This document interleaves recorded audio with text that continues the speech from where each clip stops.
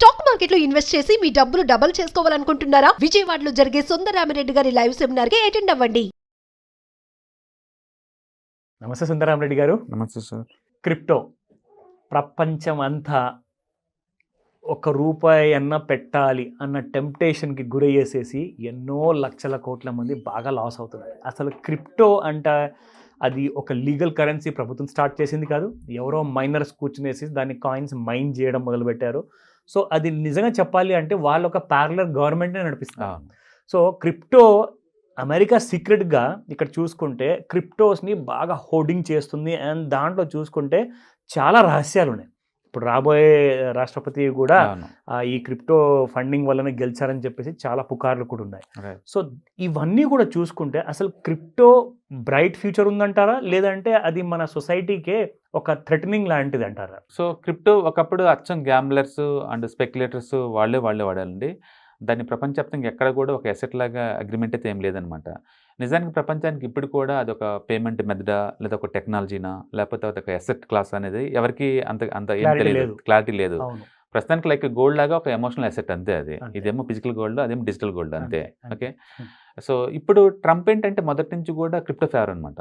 అంటే Trump back ఉన్న team కూడా లైక్ ఎలాన్ మస్క్ కానీ వీళ్ళందరూ కూడా క్రిప్టోస్ని బాగా ఎంకరేజ్ చేస్తారనమాట వీళ్ళు. అందుకని ఫ్యూచర్లో ఇక అసెట్లన్నీ కూడా కోడింగ్ ద్వారా ఇలానే ఉంటాయి అనమాట. ఓకే.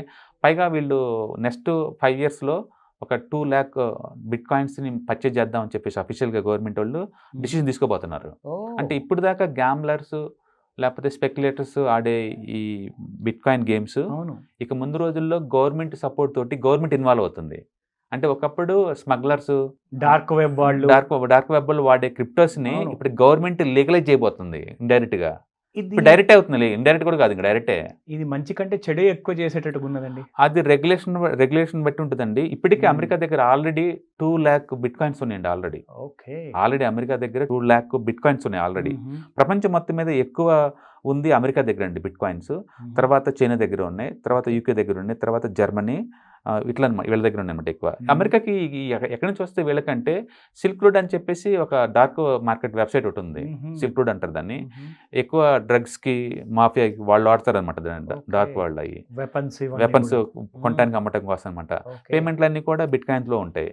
ఎవరైనా బిట్ కాయిన్ వాళ్ళ వ్యాలెట్స్ హ్యాక్ అయినా, ఎక్స్చేంజ్లు హ్యాక్ అయినా, ఈ డ్రగ్స్ కొనడానికైనా ఈ బిట్ కాయిన్స్ వాడుతూ ఉంటారు. వీళ్ళు ఏంటంటే వాళ్ళని పట్టుకుంటూ ఉంటారు అప్పుడప్పుడు. ఆ పట్టుకున్నప్పుడు ఇది దొరుకుతూ ఉంటాయి వాళ్ళకి. ఇది దొరికినప్పుడు ఏంటంటే గవర్నమెంట్ మామూలుగా అయితే ఆక్షన్ వేస్తుంది. అవును.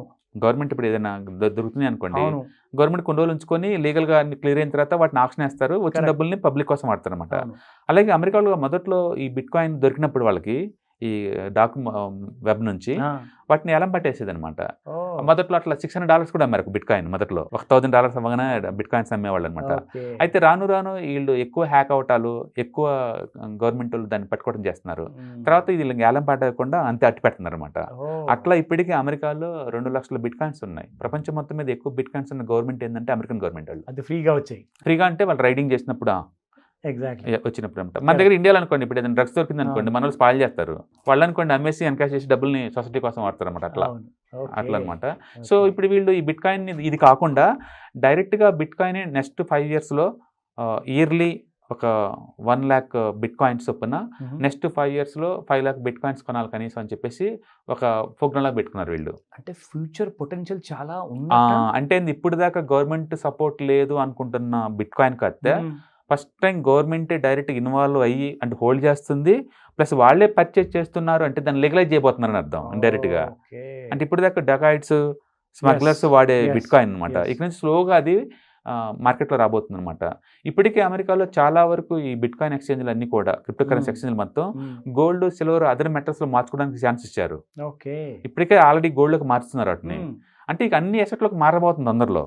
సో మింగిల్ అయిపోతుంది, అంటే సొసైటీలోకి వచ్చేస్తుంది, స్లోగా మింగిల్ అయిపోతుంది. దీనివల్ల ఏంటంటే మిగతా అసెట్స్ కూడా టూ మచ్ వాలటిలిటీ వస్తుంది ఇంకా. ఎందుకంటే బిట్ కాయిన్ అంటేనే స్పెక్యులేషన్కి మారిపోయారు. అది ఇప్పుడు $1,00,000 ఉంది. అది వచ్చేసి మిగతా అసెట్లను టచ్ చేసింది అనుకోండి, మిగతా మార్చుకునే ఛాన్స్ ఉందనుకోండి, దాన్ని కూడా యాక్సెప్ట్ చేస్తారు. అందుకని ఇప్పుడు ట్రెడిషనల్ ఇన్వెస్టర్స్ కూడా ప్రపంచవ్యాప్తంగా కూడా ఈ బిట్ కాయిన్, అదర్ క్రిప్టో కరెన్సీలో పెట్టే ఛాన్స్ ఎక్కువ ఉందన్నమాట దీని గవర్నమెంట్ వల్ల. ఇప్పటికే అమెరికాలో ETFs, ఇన్వర్స్ ETFs అన్ని వచ్చేసినాయి బిట్ కాయిన్స్ మీద, క్రిప్టోస్ అన్నిటి మీద. సో అందుకని ముందు రోజుల్లో ఈ అమెరికన్ గవర్నమెంట్, ఈ ట్రంప్ బిట్ కాయిన్ ఫేవర్ ఉంటాం, అండ్ వాళ్ళ సపోర్ట్ టీమ్గా ఉన్న ఎలన్ మాస్క్ వీళ్ళందరూ కూడా క్రిప్టో కరెన్సీ సపోర్ట్గా ఉండటం వల్ల ఓకే. క్రిప్టో కరెన్సీస్కి ఒక స్వర్ణయుగం అనుకోవచ్చు. మామూలుగా అయితే అది ఎవ్రీ 5 yearsకి ఒకసారి సైకిల్ అనమాట, అవును, డౌన్ అవ్వాలి. కరెక్ట్. ఇప్పుడు ఈసారి డౌన్ అవ్వపోగా సపోర్ట్ తీసుకొని ఇంకా పైకి పోయే ఛాన్స్ ఎక్కువ ఉంది, ఎందుకంటే వీళ్ళు పవర్లోకి వచ్చారు. వాళ్ళ పవర్లోకి వచ్చారు కాబట్టి. ఓకే, పైగా వాళ్ళే ఇన్వెస్ట్ చేయడానికి రెడీగా ఉన్నారు. కరెక్ట్. వాళ్ళు ఆల్రెడీ కూడా ట్రేడింగ్ చేస్తున్నట్టున్నారు దాంట్లో, అంటే గవర్నమెంటే దీన్ని లీగలైజ్ చేయబోతుందంటే అందుకని ముందు రోజుల్లో ఇక అసెట్స్ అన్ని రీడిఫైన్ అవుతున్నాయి అనమాట. ఇప్పుడు దాకా ఉన్న సేఫ్టీ అసెట్స్ అనుకున్న కాస్త రిస్క్ అసెట్లు అయిపోతున్నాయి, రిస్క్ అసెట్ అనుకున్న కాస్త సేఫ్టీ అసెట్గా మారుతున్నాయి. ఒక అసెట్ నుంచి ఇంకో అసెట్ ఈజీగా మార్చుకునే ఫెసిలిటీ వస్తుంది డిజిటల్ కాబట్టి. డిజిటల్ కాబట్టి ముందు రోజులు ఏమేమి చూడాలో మనం చూడాలి. మొత్తానికి అయితే అసెట్స్ అన్ని కూడా రీడిఫైన్ అవుతున్నాయి అండ్ ఈ రిస్క్ ప్రొఫైల్ మారిపోతుంది రాను రాను. సో చాలా జాగ్రత్తగా ఉండాలి, ఒక్కొక్క రూపాయి ఎక్కడ పెట్టుబడి పెట్టాలి. సో ఇలాంటి ప్రోగ్రామ్ చేసేది ఆ అవేర్నెస్ కోసమే. ఇన్ఫ్యాక్ట్ ఏ దానికి కూడా ఎక్కువగా మొగ్గు చూపించకండి, అటెంప్ట్ అవ్వకండి. ఎందుకంటే అంటిల్ అండ్ అన్లెస్ మన ఇండియాలో ఆర్బీఐ ఏమంటుందంటే we cannot legalise further right now. ఇండియాలో అయితే మాత్రం ఇంతవరకు గవర్నమెంట్ ఆఫ్ ఇండియా నుంచి లీగలైజ్ అవ్వలేదండి. బట్ ఇన్కమ్ ట్యాక్స్ డిపార్ట్మెంట్ ప్రకారం అది ఎసెట్, అది ఎసెట్ కాబట్టి మాకు 30% ట్యాక్స్ కట్టమంటుంది. టీడీఎస్ 1% ఫర్ ఈచ్ ట్రాన్సాక్షన్ మీద కట్టమంటుంది. గవర్నమెంట్ ఆఫ్ ఇండియా నుంచి ఇంకా అప్రూవల్స్ అయితే రాలేదు. బట్ డెఫినెట్ గా అమెరికా వీలో చూస్తే కనుక ప్రపంచంలో ఏ కంట్రీ సరే ఇవ్వక తప్పకపోవచ్చు. ఎందుకంటే ఒకసారి అది బెయిన్ అయింది అనుకోండి, అక్కడ నుంచి కాస్త సిల్వర్ లాగా గోల్డ్ లాగా మారి ఆ రూట్ లో వచ్చేస్తుంది వరల్డ్ వైడ్ గా. Anything possible. సో అందుకని గవర్నమెంట్ అక్కడ ఇన్వాల్వ్ అవుతుంది కాబట్టి అది కొత్త ట్రెండ్ అనమాట బిట్ కాయిన్. ఇప్పుడు దాకా ఉంది వేరు, ఇప్పుడు నుంచి వేరు.